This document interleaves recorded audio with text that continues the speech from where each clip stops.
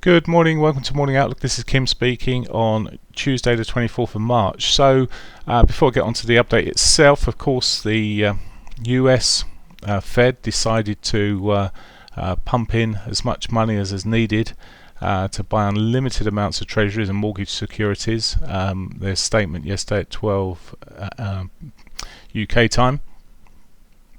So it's committed to use its full range of tools, I quote here, to support households, business and the US economy over this challenging time. Now, as I said yesterday, I think this, the US now doing this may suggest there's a chance that the US dollar will give yield to what's happened recently. I think it might be a temporary move. We'll see. You've got to bear in mind that everyone else has done similar, or talking about doing similar. The US has not been slow in coming forward. It cut interest rates already previously, so it's not like it's been hanging back there and we've just seen a reaction. However, this rally, as I said before, if we went back to the rally with the dollar index, if I can bring the dollar index in,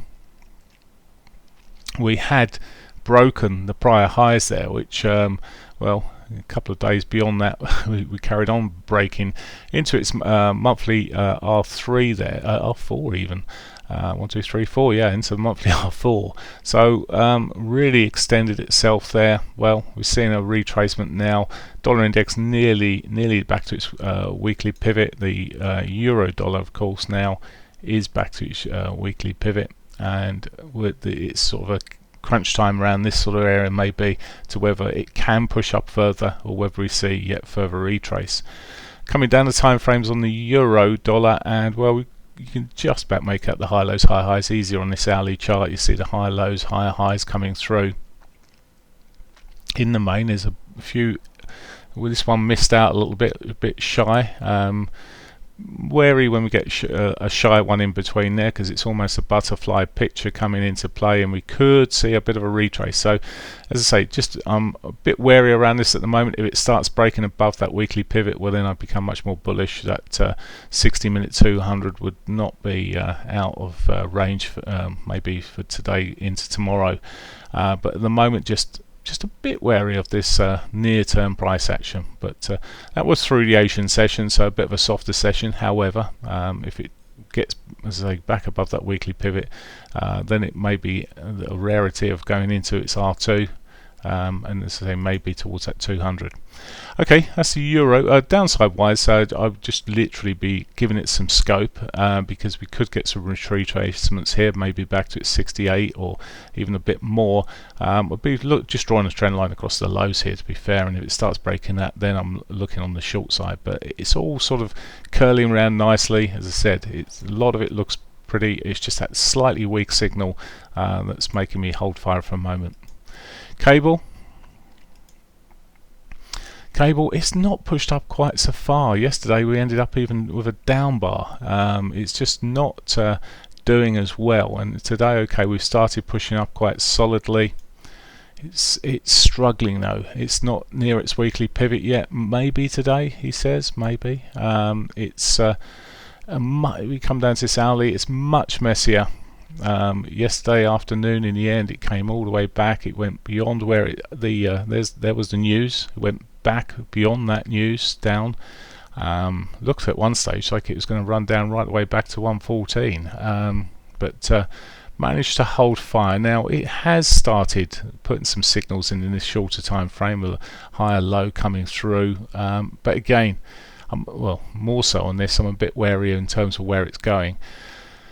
Maybe if it can break back above the sort of high level of about 116.75 sort of zone, then it's got the weekly pivot in sight and it might be a move. But with the move it's done so far, it doesn't look particularly attractive, and perhaps it's still got downside to run here. As I say, I'm not totally convinced with the pound. Again, maybe if it breaks the 821, then I look on the short side and see if we can make at least halfway down towards yesterday's lows, maybe all the way down to the S1 there. So that's the pound. Dollar yen, So dollar yen yesterday, well, that didn't yield either. It just carried on going. The dollar remained quite firm there, and well, it's dollar's pushing up again against the yen. So it's not really the same sort of pictures we're seeing in the euro there, and it may be a sign of what may happen with the pound. But at the moment, it's not looking great for the yen. As I say, we may get another wave. At the moment, we're seeing these sort of rather large waves there.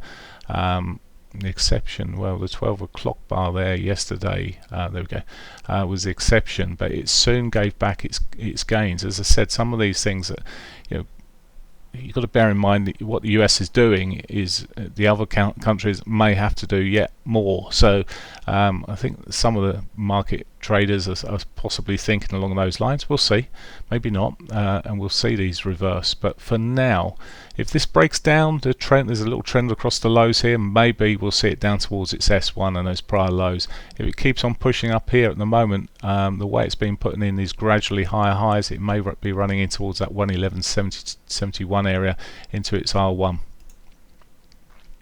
Aussie dollar. Okay, so the Aussie dollar recovered and closed positively yesterday, just a little doji there. It's pushed up this morning. It's much brighter on this, but back into just short of the main high there, but into the body highs there, into its 4 hourly 50. Maybe it's yeah, high lows, high highs, a bit more positive through that time frame through the Asian session there. Into from yesterday, that 12 o'clock. Again though, the 12 o'clock bar there gave most of it back, then carried on. It was already sort of scooting up a little bit, trying to at least, although you could argue it was going to roll over at this point, and well, it was rolling over. But all in all, maybe showing the signs of, and the very fact that it's pushed on through the Asian session and looks like, well, could be on for its sort of at least that 6200, maybe some more there, but I'd be wary of this. There's probably, I'll just double click on this and get a bit of an RSI in there, a bit early signs here. There's a bit of divergence potentially, well, there is there, in this, I say potentially, it's there, hasn't triggered it, but may trigger and roll. Okay, that's the Aussie, Canadian dollar. Regardless of what is really happening here, we're not seeing a great demand for oil, obviously, and we'll see even less if we got closed down in the likes of the UK here now. We'll see less petrol being bought, less demand for oil. As I said, I think it was yesterday, I may have mentioned it just down a trading room, but at least 2 refineries have been closed. So oil's taken a bit of a hammering, and is oil and production into refined products. So a knock-on effect there. Anyway, this Canadian dollar, well, gaining some this morning against the US dollar. Remember, this is US CAD, so gaining a bit at the moment. We just come down the time frames here. Is it going to roll here and put a lower high in? Possibly, but it's got plenty of support, including the weekly pivot, and that 50 may come into play. In fact, it may just be a move down to there that works here this morning, or this today, should I say. It can be quite slow. I'm very wary of an intraday trade on the Canadian dollar. It can be can run lovely. Other times it's just absolutely a bit of a beast and turns. Never does quite what you expect it does and turns. So just watching at the moment, but it is gaining a little bit against the dollar at the moment, and we're seeing this roll over. Maybe the S1 could be a point, but to say, just watch out. If it does bounce, it could push up quite high. Just in terms, I've talked about oil, so I'll just quickly put it on there, and you'll see the oil price gradually increasing, but still less than $25 a barrel. I did mention actually the $10 barrel that we're seeing in Canada at the moment, because it's a lower quality, but it costs $40. So that's certainly going to hit the GDP and not look good in the bigger frame of things. But who's counting economic data at this stage? For now, though, as I say, it's oil remains weak here anyway. It's may even roll back here towards its daily pivot and maybe beyond. So that's pretty much it for me today. Is there news out today? Of course there is, and we've just 8:15. We've just seen some a little bit later today. Recording this, you've got the Euro flash manufacturing data just come out. We've got the German and English or British data coming out later this morning as well. French data, manufacturing data was better.